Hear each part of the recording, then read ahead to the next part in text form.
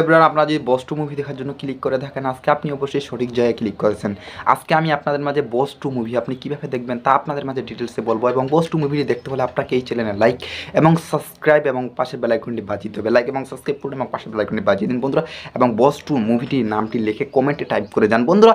এই বস টু মুভিটি দেখতে হলে আপনাকে 1 থেকে 2 মিনিট 3 মিনিট ভিডিওটি পুনরায় দেখতে থাকতে হবে এবং সাথে থাকতে হবে বন্ধুরা। ভিডিওটি কেটে কেটে কিংবা স্কিপ করে দেখবেন না। ভিডিওটি কেটে কেটে কিংবা স্কিপ করে দেখলে ভিডিওর আকারে পিছনে মাঝখানে কথা কী বলতেছি না বলছি আপনি কিছু বুঝতে পারবেন না। তা না করে আমার ভিডিওটি পুনরায় দেখতে থাকুন এবং আমার সাথে থাকুন। সো বন্ধুরা, বস টু এই মুভিটি হলো ভারতীয় বাংলা ভাষার রোমান্টিক চলচ্চিত্র ফিল্মস, যা এই মুভি 2013 সালে মুক্তিপ্রাপ্ত মুভি বন্ধুরা। এই মুভিটি নিয়ে আপনাদের মাঝে রিভিউ এবং এক্সপ্লেন করতে চলেছি, আপনাদেরকে প্রত্যেকেই অনেক অনেক ভালো লাগবে বন্ধুরা। বস টু মুভিটিতে পরিচালক ছিলেন বাবা যাদব। এই মুভিতে পরিচালক ছিলেন তিনি এবং শ্রেষ্ঠার সঙ্গে অভিনয় করেছিলেন জিৎ, যাকে আমরা সুপারস্টার নায়ক জিৎ নামে চিনি।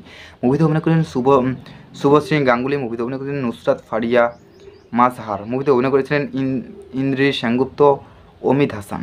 মুভিতে আরও অনেকেই অভিনয় করেছিলেন বন্ধুরা। এই মুভির মুক্তির তারিখ ছিল 23 জুন 2017 এবং মুভির সময় ছিল 2 ঘন্টা 25 মিনিট। দেশ ছিল ভারত এবং ভাষা ছিল বাংলা। সো ভিউয়ার্স, এই মুভির ভাষা ছিল বাংলা এবং এই মুভিতে নির্মাণ করেছিল 2.50 কোটি ইউরো এবং এই মুভিতে আয় করেছিল প্রায় 3.2 কোটি টাকা। কলকাতার টাকা 2.5 কোটি এবং বাংলাদেশের টাকা 70 লক্ষ টাকা। সো বন্ধুরা, আপনারা বুঝতে পেরেছেন যে এই মুভি নিয়ে আপনাদের মাঝে কিছু গুরুত্বপূর্ণ আলোচনা করলাম। আপনাদেরকে প্রত্যেকেই অনেক অনেক ভালো লাগছে বন্ধুরা। ভিডিওটি ভালো লাগলে অবশ্যই চ্যানেলে লাইক এবং সাবস্ক্রাইব করবেন এবং পাশে বেল আইকনটি বাজিয়ে দিবেন বন্ধুরা। লাইক এবং সাবস্ক্রাইব করতে ভুলবেন না। আবারও আজকের মতো এখান থেকে বিদায় নিচ্ছি। পরের ভিডিও দেখা হচ্ছে। ভালো থাকুন, সুস্থ থাকুন বন্ধুরা। অনেক অনেক ধন্যবাদ।